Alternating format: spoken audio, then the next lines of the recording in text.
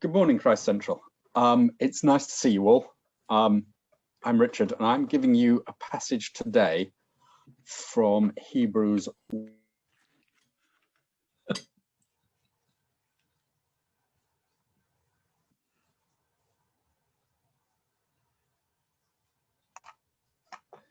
Hebrews 3, sorry, I just got muted by the cat, 1 to 6.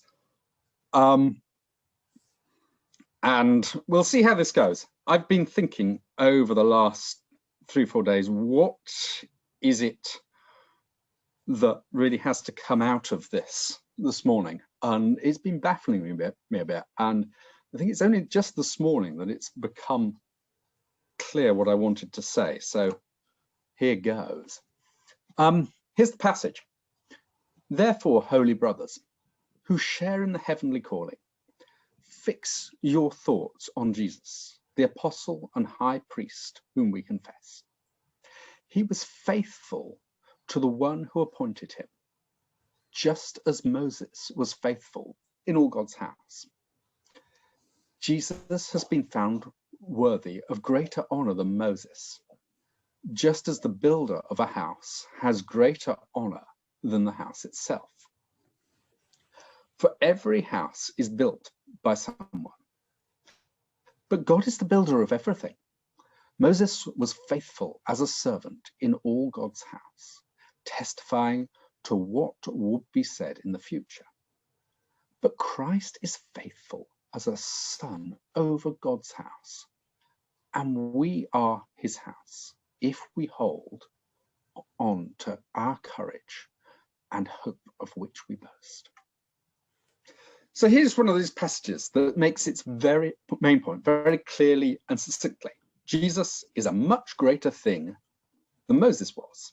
Moses was a faithful servant of God. Jesus is God's son. Well, so far, so obvious. We all know that.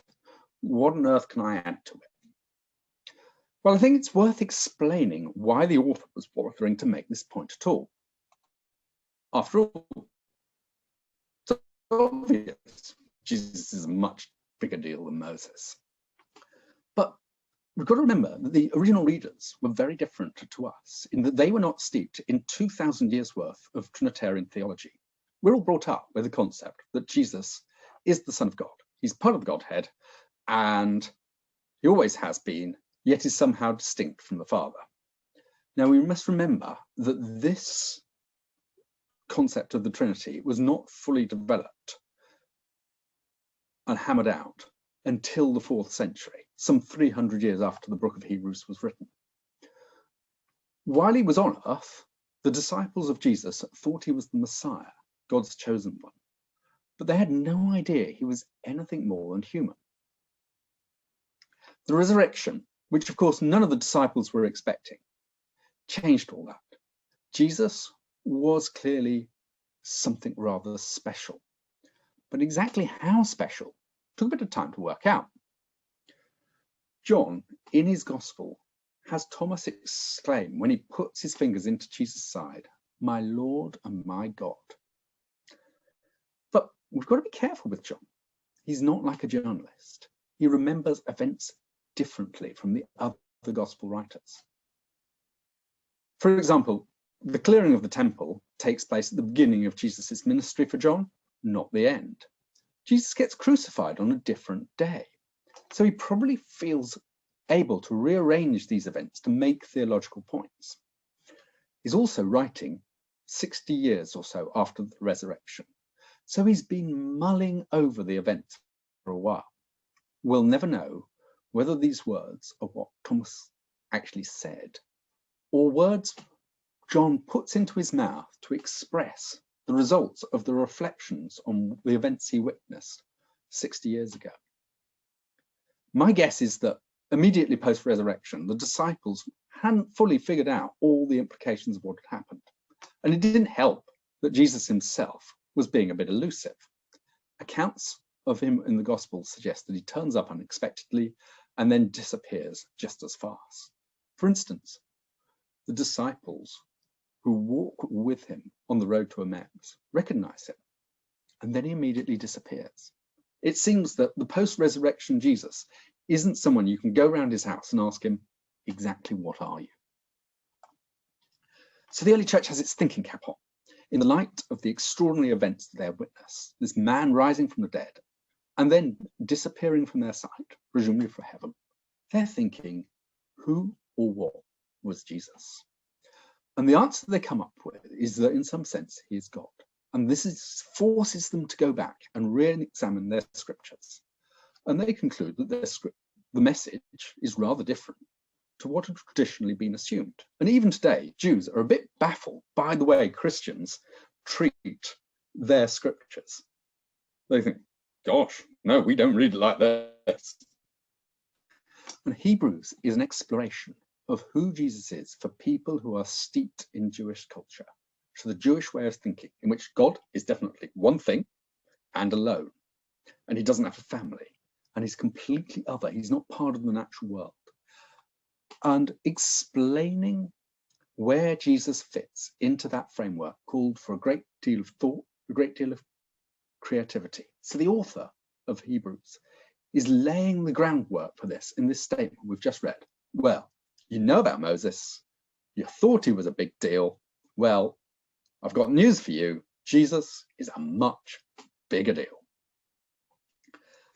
So how does all this help us today? I think it would do us good to adopt the mindset of the early church. We should be looking at life through the lens of the resurrection. That the way we approach life, the decisions we make, how we react to what life throws at us should all be conditioned by this. Jesus has beaten all our adversaries, even death himself. So as the passage says, we should be fixing our thoughts on him.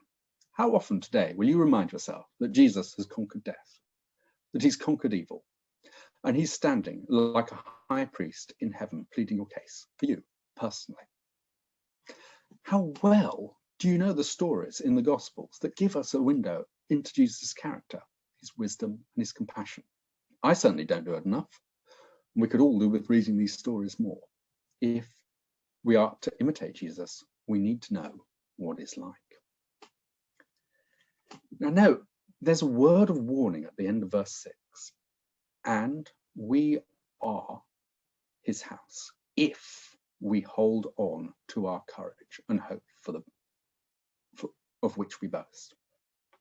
So we are part of God's household, but that's conditional. We've got to stick to it and hold on to our faith. There's an implication here that you can choose to leave the salvation train. Now, some preachers say that you can never lose your salvation, that you're a new creation, and that's that, even if you later renounce your faith. Now, that's a comforting thought, but doesn't seem to be what the writer of Hebrews is saying here. I have a lot of friends who've had a strong and vibrant faith, but have walked away from it. And I'm sure you have too, and it breaks my heart. So I think we need to ask ourselves, what can we do to prevent this happening? And I think that the main reason that people walk away from faith is that in their experience, it no longer works. It doesn't make sense of the world for them or deliver on the promises that they thought it made.